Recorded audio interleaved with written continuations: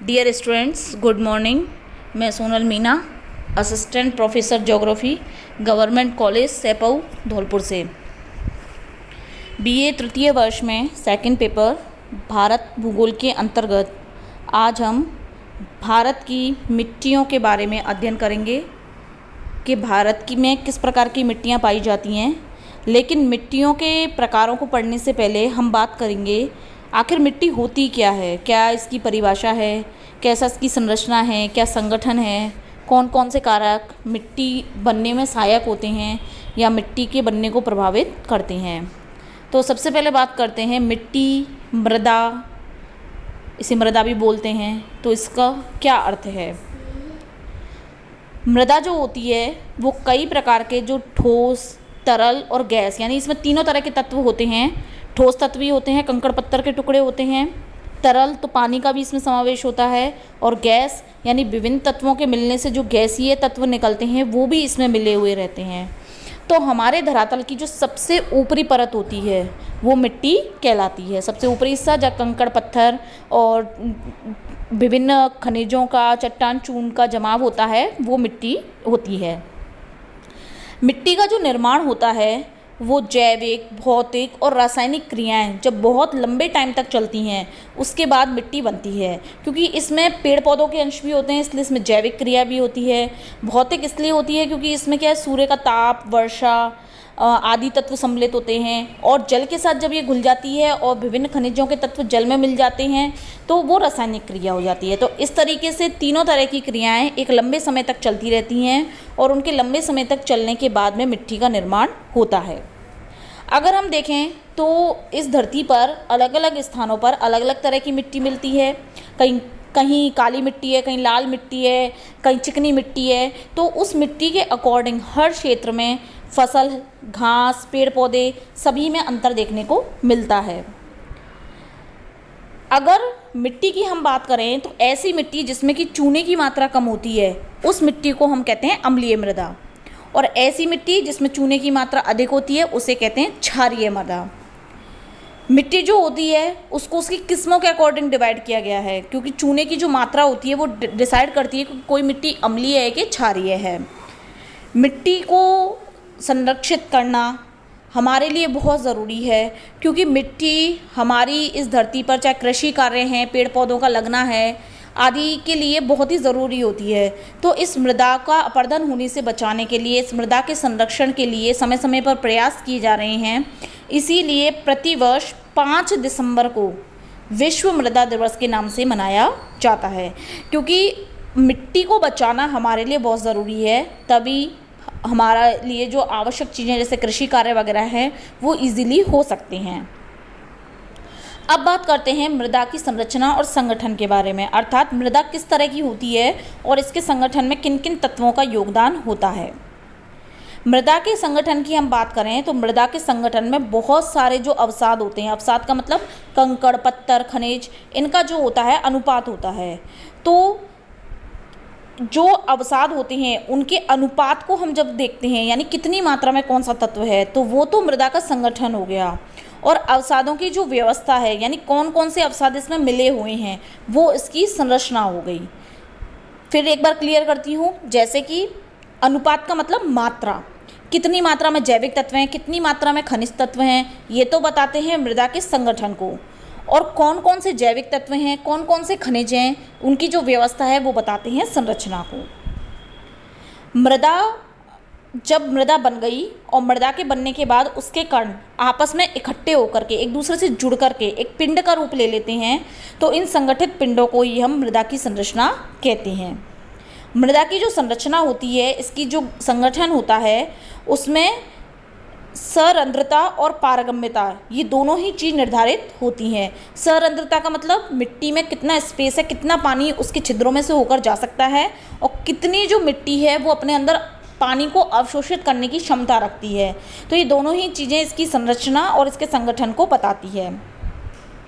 जैसा कि हम बात करें चिकनी मिट्टी की, चिकनी मिट्टी के कण कैसे होते हैं, बारीक, और छिद्रों का आकार होता है छोटा, और संख्या होती है उनकी ज़्यादा। इसीलिए उसमें जो पानी होता है वो काफ़ी लंबे समय तक अवशोषित रहता है। और इसके अलावा जब चिकनी मिट्टी में पानी ज़्यादा हो जाता है तो वो चिपचिपी हो जाती है, और जब शुष्क हो जाता है यानी पानी कम हो जाता है तो वो उसमें दरारें पड़ने लग जाती हैं। तो ऐसा किस कारण से होता है? क्योंकि उसमें रंध्र कैसे होते हैं, बहुत ज़्यादा होते हैं और छोटे छोटे आकार के होते हैं। अगर हम बात करें रेतीली मिट्टी की, मरुस्थलीय मिट्टी की, तो उसके कण कैसे होते हैं? बड़े बड़े होते हैं और उनमें पारगम्यता ज़्यादा होती है। पारगम्यता का मतलब कोई चीज़ आसानी से चली जाए उसमें। तो पानी जो होता है वो बहुत ज़्यादा, मतलब रंध्र बड़े होने से उनकी वो मिट्टी जो होती है उसमें पानी लंबे समय तक नहीं टिक पाता, उसमें वाष्पोत्सर्जन ज़्यादा होता है। इसीलिए जो रेतीली मिट्टी होती है वो कैसी होती है? बहुत ही शुष्क होती है, क्योंकि उसकी एक परत से दूसरी परत में जो जल होता है वो आसानी से चला जाता है।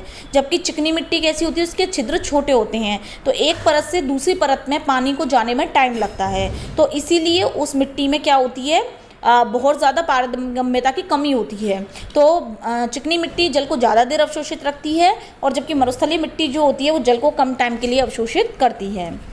अगर हम दोमट मिट्टी की बात करें तो दोमट मिट्टी में रेत और चिकनी मिट्टी दोनों का अनुपात जो होता है वो लगभग समान होता है। यानी इसमें जो पारगम्यता होती है, पानी के जाने की जो क्षमता होती है वो कैसी रहती है? एक संतुलन में रहती है, जिसके कारण यह मिट्टी जो होती है कृषि की दृष्टि से बहुत ही उपजाऊ मिट्टी की श्रेणी में आती है।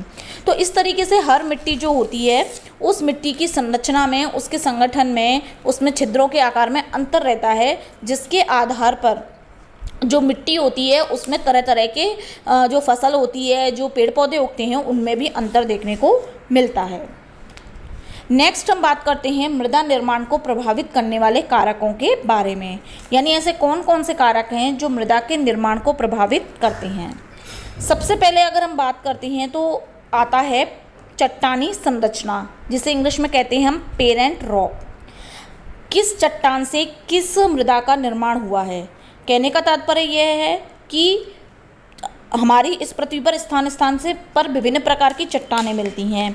तो जिस चट्टान से मृदा बनती है ये ज़रूरी नहीं है कि वह चट्टान उस मृदा के नीचे ही हो। विभिन्न प्रकार की चट्टानों से विभिन्न प्रकार की मृदाओं का निर्माण होता है। जैसे कि ग्रेनाइट चट्टान है, वो टूटती है तो उससे बनती है मिश्रित चिकनी मिट्टी, बालू मिश्रित। उसमें बालू के भी तत्व होते हैं और चिकनी की मिट्टी के भी तत्व होते हैं। अगर हम बेसाल्ट चट्टान की बात करें तो बेसाल्ट चट्टान से बनती है बहुत ही ज़्यादा महीन कणों वाली काली मिट्टी। तो जो चट्टानें होती हैं उनसे जो मिट्टी बनती है वो बहुत ज़्यादा उपजाऊ होती है कृषि की दृष्टि से, क्योंकि चट्टानें जो होती हैं बहुत जल्दी उनका अपक्षय होता है, उनका अपर्दन होता है, जिसके कारण जो मिट्टी होती है वो बिल्कुल हमेशा नई मिट्टी बनती रहती है, तो उसका उपजाऊपन जो होता है वो भी बढ़ता रहता है।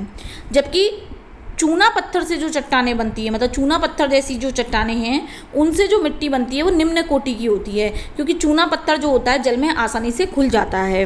तो इस तरीके से जो चट्टानी संरचना होती है उसके द्वारा किसी भी जो मिट्टी होती है उसका रंग, उसकी संरचना, उसमें कैसा रासायनिक तत्व है, कौन कौन से खनिज हैं और उसकी उत्पादकता, इन सभी चीज़ों पर प्रभाव पड़ता है। तो चट्टानी संरचना जो है वो मृदा की संरचना और उसके संगठन को बनाए रखने में मदद करती है। सेकंड आता है जलवायु। जलवायु की जब हम बात करें तो एक ही जलवायु वाले क्षेत्र में भी दो तरह की मिट्टी बन सकती हैं, क्योंकि जो जनक पदार्थ होते हैं वो एक तरह के हों भले ही, लेकिन क्लाइमेटिक जो कंडीशन होती हैं वो कहीं ना कहीं मिट्टी को प्रभावित करती हैं। जैसा हम बात करें तो एक ही तरह के जो जनक पदार्थ होते हैं यानी जो रॉक मटेरियल्स होते हैं उनसे दो विभिन्न जलवायु में दो भिन्न प्रकार की मिट्टी बन सकती है। तो जलवायु जो होती है वो भी मिट्टी के निर्माण में बहुत ही इम्पोर्टेंट फैक्टर है।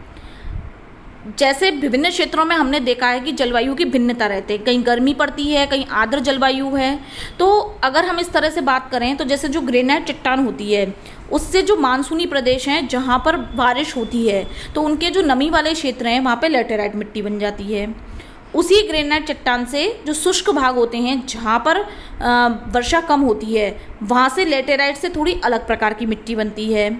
और अगर हम ग्रेनाइट चट्टान को स्टेपी तुल्य जलवायु में बात करें तो वहाँ पर इससे काली मिट्टी बनती है और टेंगा जलवायु में भूरी मिट्टी बनती है। तो एक ही प्रकार की चट्टान है ग्रेनाइट की, लेकिन अलग अलग जलवायु में उससे अलग अलग प्रकार की मिट्टी का निर्माण होता है।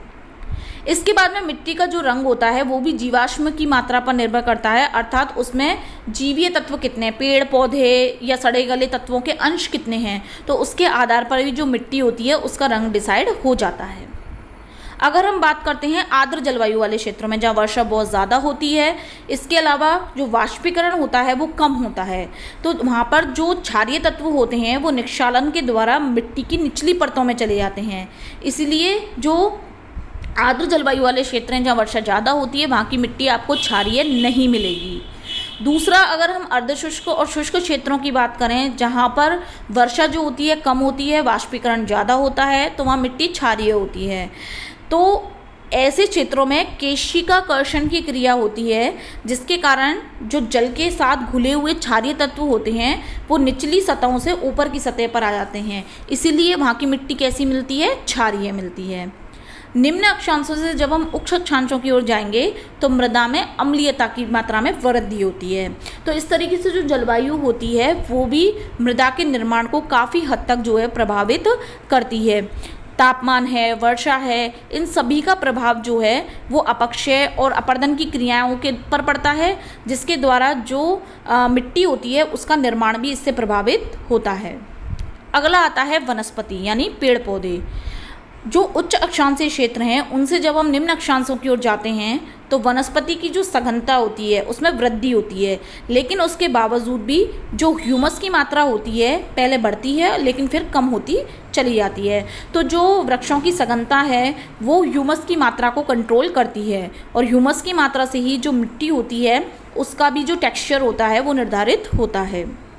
जो उच्च अक्षांश के क्षेत्र होते हैं वहाँ पर तापमान कम होता है, तो जो कार्बनिक पदार्थ होते हैं उनका विघटन नहीं होता, जबकि जो निम्न अक्षांश के क्षेत्र होते हैं उसमें जो सूक्ष्म जीव होते हैं उनके द्वारा जो पत्तियाँ होती हैं उनको यूज़ कर लिया जाता है, और पत्तियों का यूज़ किए जाने के बाद ही निक्षालन की क्रिया होती है, जिससे कि जो ह्यूमस तत्व होते हैं वो जल के साथ घुल करके मृदा की निचली सतह में चले जाते हैं।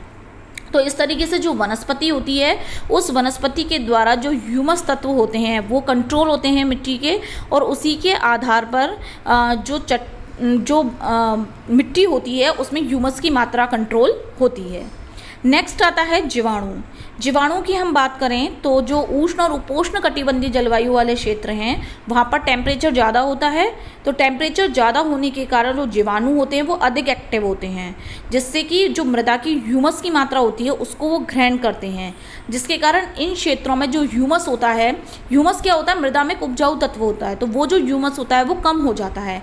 कहाँ पर, जहाँ गर्मी ज़्यादा पड़ रही है, क्योंकि वहाँ पे जो जीवाणु होते हैं वो अधिक सक्रिय होते हैं।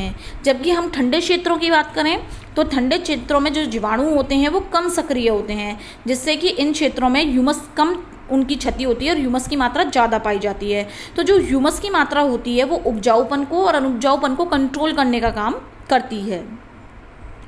नेक्स्ट आता है स्थलीय उच्चावच। हर क्षेत्र पर कहीं पर पहाड़ हैं, कहीं पर पर्वत हैं, कहीं पर मैदान है, तो ये सभी स्थलाकृतियाँ जो होती हैं वो भी मिट्टी को प्रभावित करती हैं। जैसा कि हम देखें कि पहाड़ी क्षेत्र है जहाँ पे बहुत ज़्यादा ढाल है, तो वहाँ पर क्या होगा, चट्टानी सतह पर जल ज़्यादा बहेगा, नदी का जो ढलान होगा वो ज़्यादा रहेगा, जिससे कि जो मृदा निर्माणकारी पदार्थ हैं यानी नदी अपने साथ में जो भी कंकड़ पत्थर या मिट्टी लेकर के आ रही है उसका ढलानों पर जमाव कम होगा, जिससे कि मिट्टी की बहुत ही पतली परत बनती है। तो ऐसी पतली परत जो होती है उसको हम कहते हैं अवशिष्ट मृदा। लेकिन जब हम समतल, सपाट, मैदानी क्षेत्र की बात करें जहाँ पर नदी का ढलान कम होता है वहाँ पर जो है वो अपर्दन भी न्यूनतम होगा। और इसके अलावा अगर मिट्टी किसी भी मैदानी क्षेत्र में आकर के धीरे धीरे कम होती है, उसका वेग कम होता है, तो वहाँ पर मिट्टी का जो जमाव होगा वो ज़्यादा होगा, जिससे कि एक नीली, भूरी, तर और चिपकने वाली मिट्टी का जमाव होता है, जो कि मिट्टी की एक मोटी परत होती है। तो इसीलिए जो मैदानी क्षेत्र होते हैं वहाँ पर मिट्टी उपजाऊ होती है अपेक्षाकृत पहाड़ी क्षेत्रों के। तो ढाल की जो प्रवणता होती है यानी ढाल कितना है किसी भी क्षेत्र में, उसकी जो लंबाई है, ढाल का जो पक्ष है आदि, ये सभी चीज़ें जो होती हैं वो किसी भी क्षेत्र की जो मिट्टी होती है उसकी रासायनिक, भौतिक और उसके जो जैविक गुण होते हैं उनको बहुत बड़े पैमाने पर प्रभावित करने का काम करती है। तो इस तरीके से जो मिट्टी होती है उसका निर्माण मेनली किसी भी क्षेत्र की जलवायु, वहाँ की वनस्पति, वहाँ के जीवांश तत्व, वहाँ की चट्टानी संरचना, वहाँ की स्थलीय संरचना के ऊपर डिपेंड करता है। तो मिट्टी जो होती है वो एक प्रमुख कारक है जिस पर हमारे पेड़ पौधे, हमारी फसलें, हमारे जीव जंतु डिपेंड करते हैं।